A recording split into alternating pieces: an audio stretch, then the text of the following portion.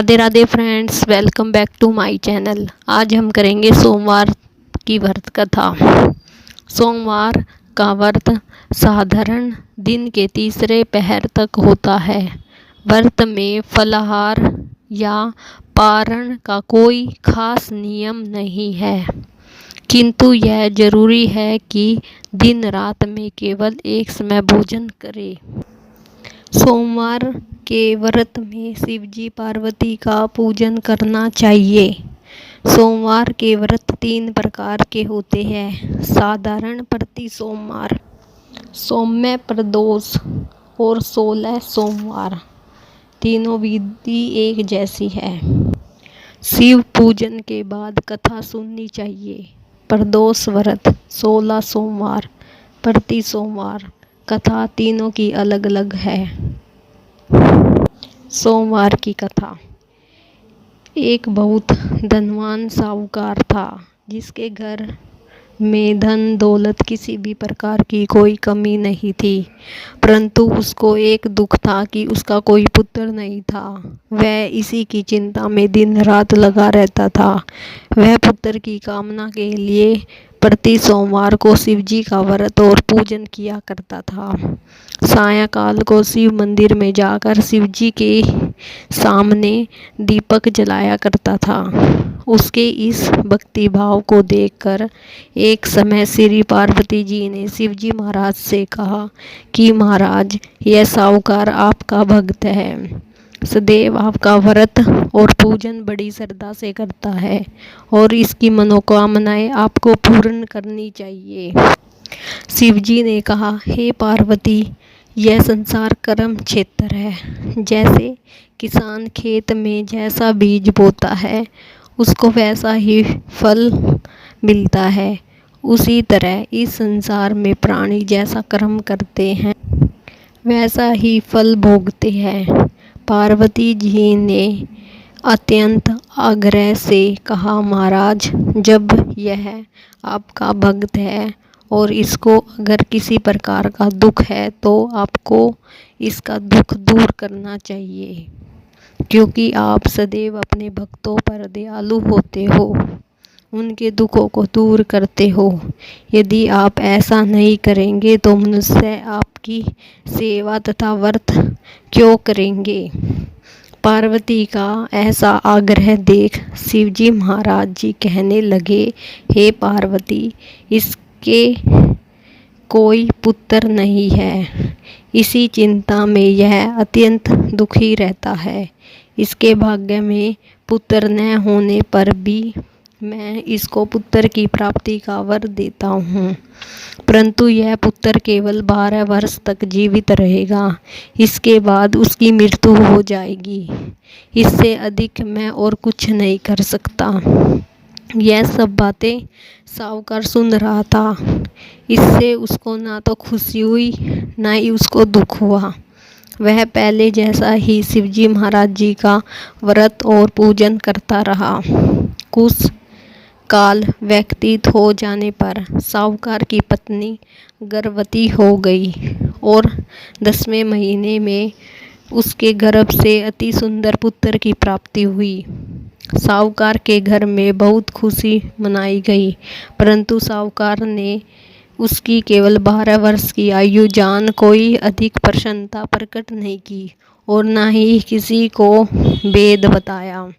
जब वह बालक 11 वर्ष का हो गया तो बालक की माता ने उसके पिता से विवाह आदि करने के लिए कहा। साहूकार कहने लगा कि अभी मैं इसका विवाह नहीं करूँगा, अपने पुत्र को काशी जी पढ़ने के लिए भेजूँगा। फिर साहूकार ने अपने साले अर्थात बालक के मामा को बुलाकर उसको बहुत सारा धन देकर कहा, तुम इस बालक को काशी जी पढ़ने के लिए ले जाओ और रास्ते में जिस स्थान पर भी जाओगे यज्ञ करते हुए ब्राह्मणों को भोजन कराते जाओ। वे दोनों मामा भांजे यज्ञ करते हुए ब्राह्मणों को भोजन कराते जा रहे थे। रास्ते में उनको एक शहर पड़ा। उस शहर में राजा की कन्या का विवाह था और दूसरे राजा का लड़का जो विवाह कराने के लिए बारात लेकर आया था, वह एक आँख से काना था। उसके पिता को इस बात की बड़ी चिंता थी कि वह कहीं वर को देख के माता पिता विवाह में किसी प्रकार की अड़चन पैदा ना कर दे। इस कारण जब उसने अति सुंदर जेठ के लड़के को देखा तो उसके मन में विचार आया कि क्यों न दरवाजे के समय इस लड़के से वर का काम चलाया जाए। ऐसा विचार करके वर के पिता ने उस लड़के और मामा से बात की और वे राजी हो गए। फिर उस लड़के को वर के कपड़े पहनाकर घोड़ी पर चढ़ा दरवाजे पर ले गए और सब कार्य प्रसन्नता से पूर्ण हो गया। फिर वर के पिता ने सोचा कि यदि विवाह कार्य भी इस लड़के से करा लिया जाए तो क्या बुराई है। ऐसा विचार करके लड़के और उसके मामा ने कहा, यदि आप फेरों का और कन्यादान के काम भी करा दोगे तो आपकी बड़ी कृपा होगी। मैं इसके बदले में आपको बहुत सारा धन दूंगा। उन्होंने स्वीकार कर लिया। विवाह कार्य भी बहुत अच्छे से संपन्न हो गया। परंतु जिस समय लड़का जाने लगा तो उस राजकुमारी की चुंदड़ी के पल्ले पर लिखा कि तेरा विवाह तो मेरे साथ हुआ है, परंतु जिस राजकुमार के साथ तुमको भेजेंगे वह एक आँख से काना है। मैं काशी जी पढ़ने जा रहा हूँ। लड़के के जाने के बाद राजकुमारी ने जब अपनी चुंदड़ी पर ऐसा लिखा हुआ पाया तो उस राजकुमार के साथ जाने से मना कर दिया और कहा कि यह मेरा पति नहीं है, मेरा विवाह इसके साथ नहीं हुआ है, वह तो काशी जी पढ़ने गया है। राजकुमारी के माता पिता ने अपनी कन्या को विदा नहीं किया। बारात वापसी चली गई। उधर जेठ का लड़का और उसका मामा काशी जी पहुंच गए। वहां जाकर उन्होंने यज्ञ करना और लड़के ने पढ़ना शुरू कर दिया। जब लड़के की आयु 12 साल की हो गई उस दिन उन्होंने यज्ञ रच रखा था कि लड़के ने अपने मामा से कहा, मामा जी आज मेरी तबीयत कुछ ठीक नहीं है। मामा ने कहा, अंदर जाकर सो जाओ। लड़का अंदर जाकर सो गया और थोड़ी देर में उसके प्राण निकल गए। जब उसके मामा ने आकर देखा तो वह मुर्दा पड़ा था। उसको बहुत दुख हुआ और उसने सोचा कि अगर मैं अभी रोना पीटना मचा दूंगा तो यज्ञ का कार्य अधूरा रह जाएगा। अतः उसने जल्दी से यज्ञ का कार्य समाप्त कर ब्राह्मणों को जाने के बाद रोना पीटना आरंभ कर दिया। संयोगवश उसी समय शिव पार्वती जी उधर से जा रहे थे। तब उन्होंने जोर जोर से रोने की आवाज़ सुनी तो पार्वती जी कहने लगी, महाराज कोई दुखिया रो रहा है, इसके कष्टों को दूर कीजिए। जब शिव पार्वती ने पास जाकर देखा तो वह लड़का मुर्दा पड़ा था। पार्वती जी कहने लगी, महाराज यह तो उसी जेठ का लड़का है जो आपके वरदान से हुआ था। शिवजी जी कहने लगे, हे पार्वती इसकी आयु इतनी थी सो यह भोग चुका। तब पार्वती ने कहा, हे महाराज इस बालक को और आयु दो, नहीं तो इसके माता पिता तड़प तड़प कर मर जाएंगे। पार्वती जी ने बार बार आग्रह करने पर शिवजी ने उसको जीवन वरदान दिया। शिवजी महाराज जी की कृपा से लड़का जीवित हो गया। शिव पार्वती जी कैलाश चले गए। वह लड़का और मामा उसी प्रकार यज्ञ करते तथा ब्राह्मणों को भोजन कराते अपने घर की ओर चल पड़े। रास्ते में उसी शहर में आ गए जहाँ उनका विवाह हुआ था। वहाँ पर आकर उन्होंने यज्ञ आरंभ कर दिया तो उस लड़के के ससुर ने उनको पहचान लिया और अपने महल में ले गए